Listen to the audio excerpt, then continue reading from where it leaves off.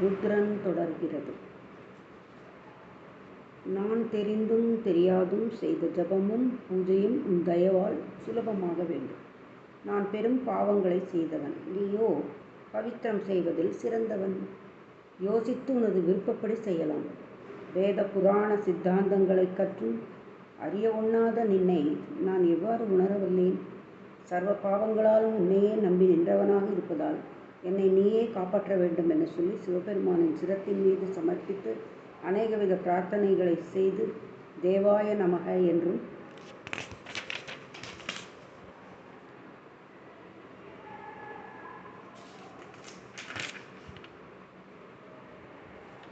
அப்படி இல்லை என்றால் சிவபெருமானுடைய திவ்ய மங்கள சுரூபத்தை தியானிக்கிறேன் என்றும் நினைத்தவாறு சிவபூஜை செய்யலாம்.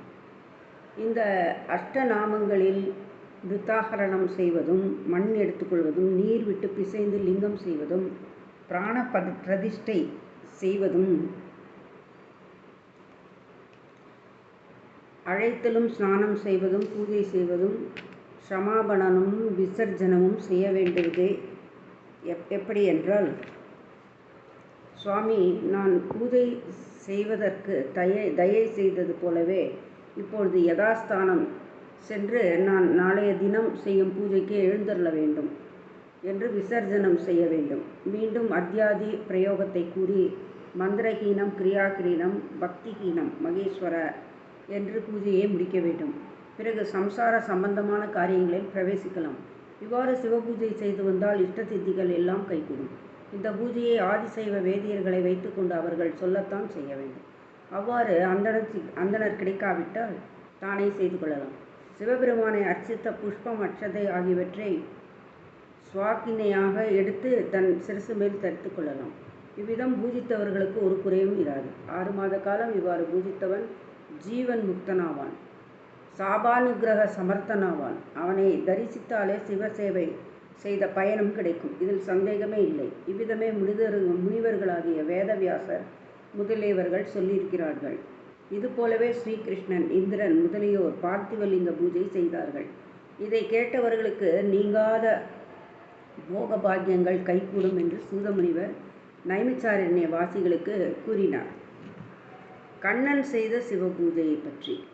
சூதமுனிவரே, கண்ணன் தினந்தோறும் சிவபூஜை செய்ததாக சொன்னீர்களே, அவர் எந்த சமயத்தில் பூஜித்தார் என்பதை எங்களுக்கு சொல்ல வேண்டும். ஸ்ரீ கிருஷ்ணமூர்த்தி பிருந்தாவனத்திலிருந்து வடமதுரையை அடைந்து கம்சன் முதலியவர்களை சங்கரித்து வசுதேவர், தேவகி முதலானவர்களை சிறை மீட்டு சகல யாதவர்களையும் அழைத்து உக்ரசேன ராஜனுக்கு பட்டம் கொடுத்து பரிபாலித்து வந்தார்.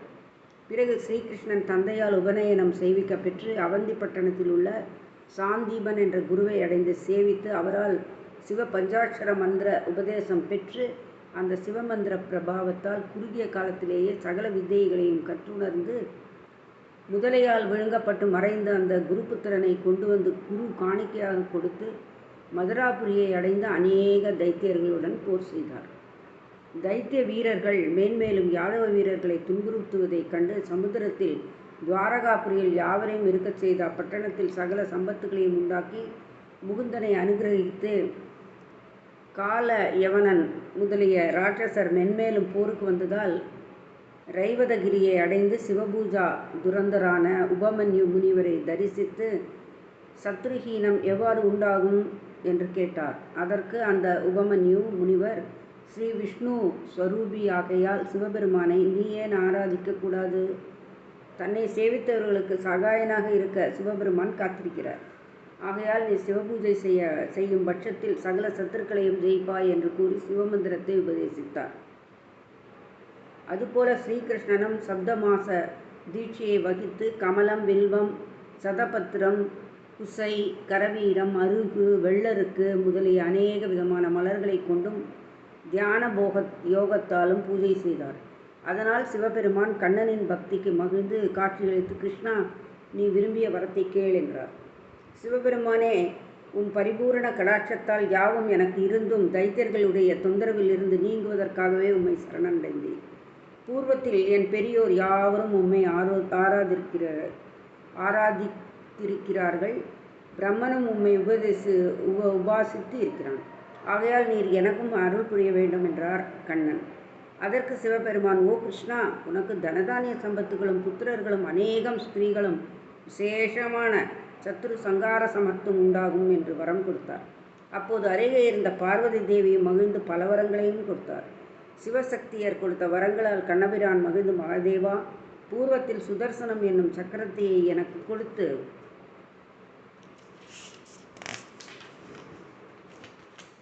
காத்தீர். அந்த சக்கரத்தால் ராட்சசர்களை ஜெயித்து கொண்டிருந்தேன். இப்பொழுதும் வரங்கள் பலவற்றை தந்தீர் என்று விசேஷமாக போற்றி பூஜித்தார். கருணாநிதியான சாம்பவ மூர்த்தி, நீ போவாயாக, உனக்கு விசேஷமான சுபங்கள் உண்டாக தயை செய்வோம் என்று கூறி அனுப்பி வைத்தார். கிருஷ்ணன் துவாரகையை அடைந்து மகிழ்ச்சியாக வாழ்ந்திருந்தார். இவ்வாறு ஸ்ரீகிருஷ்ணனுக்கு வரம் கொடுத்து விஸ்வேஸ்வரர் என்ற பெயருடன் அந்த ரைவதகிரியை கோயில் கொண்டருளி தன்னை சேவிப்பவர்களுக்கு நன்மைகளை அனுகிரகித்து கொண்டிருக்கிறார். கிருஷ்ணன் 7 மாத காலமும் வில்வ தளங்களாலேயே சிறப்பாக அர்ச்சனை செய்த காரணத்தால் அந்த சிவலிங்க மூர்த்தத்துக்கு விஸ்வேஸ்வரர் என்ற பெயர் உண்டாயிற்று. அன்று முதல் ஸ்ரீகிருஷ்ணன் சகல சாம்ராஜ்யங்களையும் கொடுக்கும் சிவபெருமானை சேவித்து வந்தார். முனிவர்களே, இந்த சரித்திரத்தை கேட்டவர்கள் சகல பாவங்களிலிருந்தும் நீங்குவர். இவ்வாறு சூதமா முனிவர் கூறினார். திருமால் சக்கராயுதம் பெற்ற சரிதையை பார்ப்போம். சூதமுனிவரே, விஷ்ணுமூர்த்திக்கு சிவபெருமான் சக்கராயுதம் கொடுத்தார் என்று கிருஷ்ணமூர்த்தி தோத்திரம் செய்ததாக சொன்னீர்களே, தாங்கள் யாவும் அறிந்தவர்கள் ஆகையால் அந்த சரிதத்தையும் எங்களுக்கு சொல்ல வேண்டும். முனிவர்களே, ஒரு காலத்தில் பலசாலிகளான அரக்கர்கள் அதிகமாக உலகங்களை பீடித்து தர்மநாசம் செய்து வந்தார்கள். அதனால் தேவர்கள் அனைவரும் சங்கடப்பட்டு விஷ்ணுமூர்த்தியை அடைந்து, பரமாத்மாவே, எங்கள் விஷயத்தில் தயவை வைக்க வேண்டும். தைத்தியர்களால் நாங்கள் மிகவும் துன்பப்படுகிறோம். நாங்கள் எங்கே போவோம்? காத்தல் கடவுளான தங்களை அடைந்தோம் என்று பிரார்த்தித்தார்கள். திருமால் அவர்களை நோக்கி, அமரர்களை அஞ்சாதீர்கள். நான் சிவபெருமானை ஆராதித்து அவர் அருளால் உங்களை காப்பேன். பகைவர்கள் பலவான்களாய் இருப்பதால் பிரயத்தனம் செய்து வெல்ல வேண்டி இருக்கிறது. அதற்காகவே சிவாராதனை செய்கிறேன் என்றார். தேவர்கள் அதை கேட்டு மகிழ்ந்து தங்கள் இருப்பிடங்களை அடைந்தார்கள்.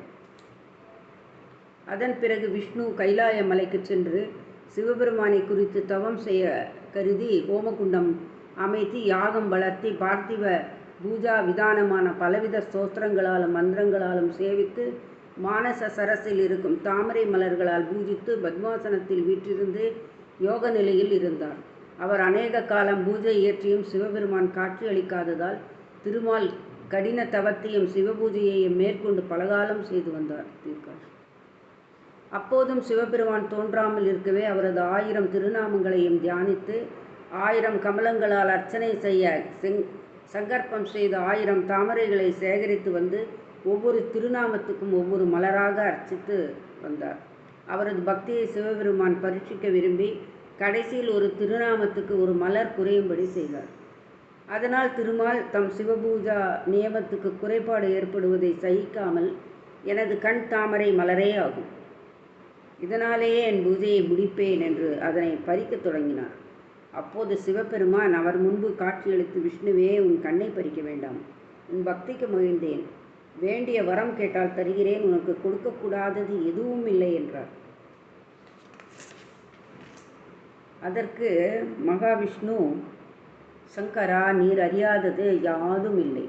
உலகங்கள் தைத்தியர்களால் துன்புறுகின்றன. யாவரும் சுகமடைவதற்கும் தைத்திய சங்காரம் செய்வதற்கு தக்க ஆயுதம் எதுவும் என் கையில் இல்லை.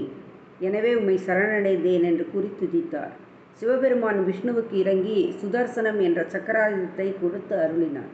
அதை பெற்றுக்கொண்ட விஷ்ணு சிவபெருமானிடம் உத்தரவு பெற்று சகல தைத்தியர்களையும் சங்காரம் செய்தார்.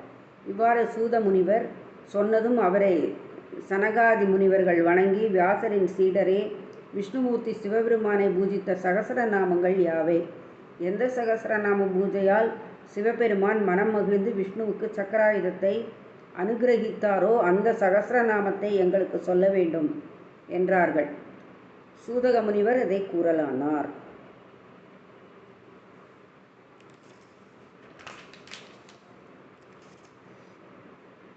நன்றி, வணக்கம்.